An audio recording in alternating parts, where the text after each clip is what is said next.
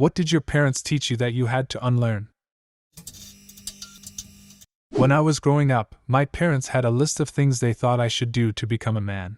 They'd warned me that I would never get a wife if I was a picky eater, couldn't fix a car, or didn't know how to do manly things. I gave it my best effort to improve to their ideals, but in the end I found that it didn't matter. While having those qualities were helpful in life, I found that they really didn't matter in a relationship. I was able to find a great girlfriend who accepted me for who I am. She even lets me keep my rubber duckies in the bed with us at night.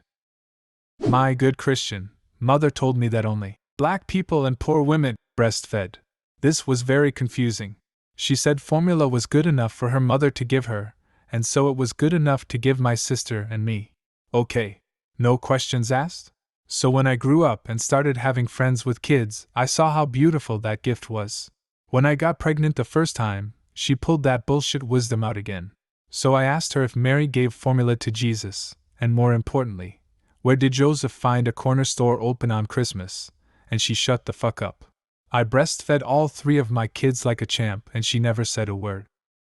My mother is convinced all clothes are too tight unless they are falling off you. I looked like a ragamuffin for years until my rich sister-in-law pulled me aside and went, "Sweetie, I'm gonna take you shopping before you ever have to attend any job interviews looking like that." Cooking chicken. Until college, I thought that chicken was supposed to be dry. I hated it. My buddy cooked me chicken parmesan, and it was the best chicken I ever had. They taught me to never disagree with anything. In my household there was no such thing as no or why. Pretty much the same. My dad was abusive, and we all sort of just agreed with everything because disagreeing or questioning anything led to yelling and throwing things and tantrums that lasted days. I grew up learning that the safest way to live was entirely unnoticed. So it took forever even after I was an adult for me to speak up or make my own choices or do things I actually wanted to do. I still struggle with it a lot. Korean fan death. For those who don't know about this, Korean people believe that if you sleep with the fan on with all windows and door closed you will die. Still can't convince my parents that this is a myth. So I would be super dead? LOL. I've slept with the fan on since I got hamsters 8 years ago. They are long gone and I haven't gone back. I can't sleep in total silence now. Maybe your fan killed the hamsters. I've also heard it's a way to kinda redeem suicide in a sense. Instead of the police saying, "He was found hanging from his ceiling fan," they say, "The fan cut off oxygen." That I'm not done eating until the plate is clear. The meal isn't over when I'm full, it's over when I hate myself. Louis C.K. The wrong rules to Monopoly. I feel like everyone has their own rules when it comes to Monopoly. And they all suck. My wife and I have very pointed arguments about free parking. She grew up in a household where if you landed on free parking, you got $500. I told her that her parents did her no favors coddling her growing up and now she is a weak land baron. It's called free parking, not free money. I do not have to say sorry for everything. I used to say, "I'm sorry for everything." Reach for the same cookie? Sorry. We had different opinions and you're frustrated? Sorry. Didn't grab the right bag of groceries out of the truck? Sorry. I said sorry for everything, even when cashiers didn't have nickels to give me back at change. I apologize for me causing them that inconvenience. Unlearning that is still a struggle at times. That anger doesn't have to be the default reaction to anything you don't like. Someone has a different opinion. They're telling you you're wrong and stupid and you should be pissed. Someone make an offhand comment that struck you the wrong way? They're a-holes. You should be pissed. Anything, anytime, anywhere happen that you didn't like for any reason? Be pissed. No thanks, it makes for a shit life. Edit. First, realize that being angry at everything is going to make life pretty horrible.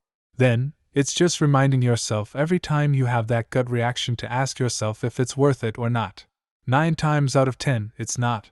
If it's situational, try and make the best of it as best you can, depending on the situation, obviously.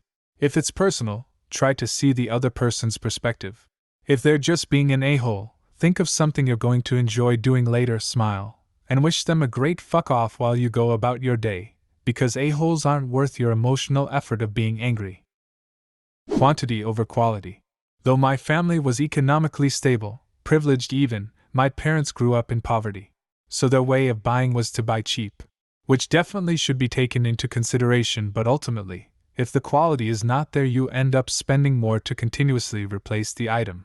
We could afford to buy things of better quality that would last longer, but that's just not how they grew up. It still hurts me to spill $60 on a nice pair of shoes that will last more than a year. But I have since learned that I would much rather spend this $60 one time, rather than getting 3 pairs of $20 crappy no-brand shoes that hurt my feet and fall apart every few months. My mom is obsessively clean. It took me a couple years into my marriage to stop cleaning to her standards. I am not a dirty person, but I don't have a fit about a little dust on the baseboards. She should see my carpet right now. I've been sewing. There is scraps and threads all over. She'd twitch. My mom is a semi-hoarder, so I would consider you lucky. What food tastes like? Chicken is not supposed to be tough, dry and chewy. Steak is not usually chewy, flat and gray. There are more seasonings available than salt and pepper. Once I taught myself to cook, the world just opened up with new flavors and foods. It was the best. My mom wonders why I don't like her steak and accuses me of being lazy and not wanting to chew, when it's a chewy, gray, dry, tasteless mess. My mom thought I had an eating disorder. The truth is that I just didn't want to eat plain, boiled chicken for dinner 5 days a week. That you should never do anything for others because nobody will do anything for you. I understand because my mom came from a very rough household growing up, but it was frustrating whenever she found out I bought lunch for my friends or gave someone a ride. It would always be the, "Nobody will look out for you, why do the same?" That sucks. I probably would have thought that if it weren't for my classmate's mom in 2nd grade. She bought me new shoes because she knew my mom couldn't afford it that year, then never asked for anything, didn't even expect me to hang out with her kid. She just gave shoes and disappeared, and is a huge part of the reason I am who I am. Even if people can't pay you back or say more than thanks, they definitely appreciate the nice things you do, and it can have a positive effect on the world. My dad thought it was funny to teach my sister, brother, and I the wrong names to things. Sister confuses plates and bowls, brother confuses forks and spoons. I get confused with beetroot and capsicum. I get it right most of the time now. Edit, Dad wasn't abusive, it was a funny prank on his children. I still love him. My mother is the anti-vaxxer, Coney 2012, chemtrails type person. I believed every lie she told me, and of course I told everyone at school this shit. It gained me reputation as the weird kid, and nobody believed me for a long time. That just because someone is older than me doesn't mean they know more than me.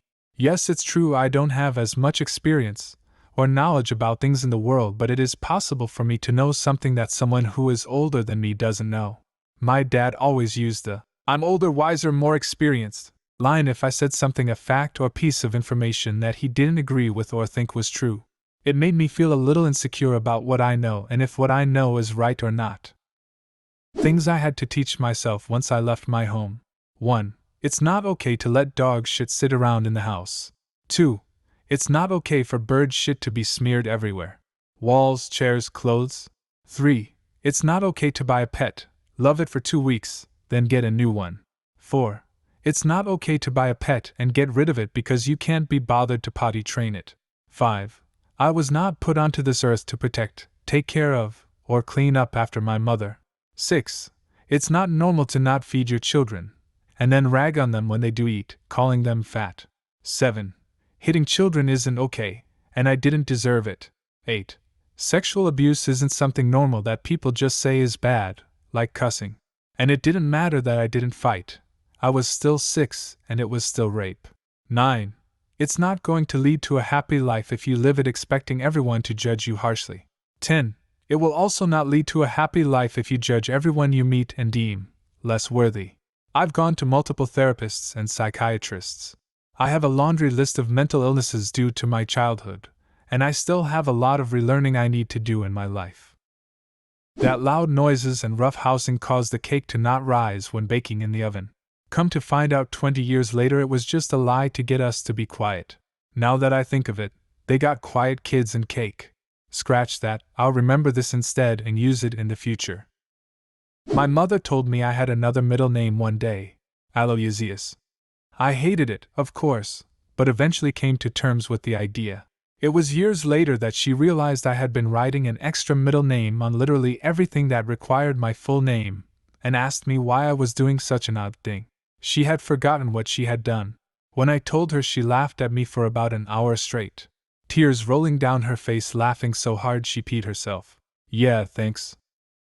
My grandfather thought it was hilarious to threaten me with renaming. He swore he would get my dad to change my name to Wolfgang Helmut for if I misbehaved. I believed it wholeheartedly. Nobody in my family was ever named Wolfgang Helmut, and I am female. When an ice cream van goes past with the music on, that means he has ran out of ice cream. What did your parents teach you that you had to unlearn? Leave a comment and subscribe to the channel if you want to see more videos like this one.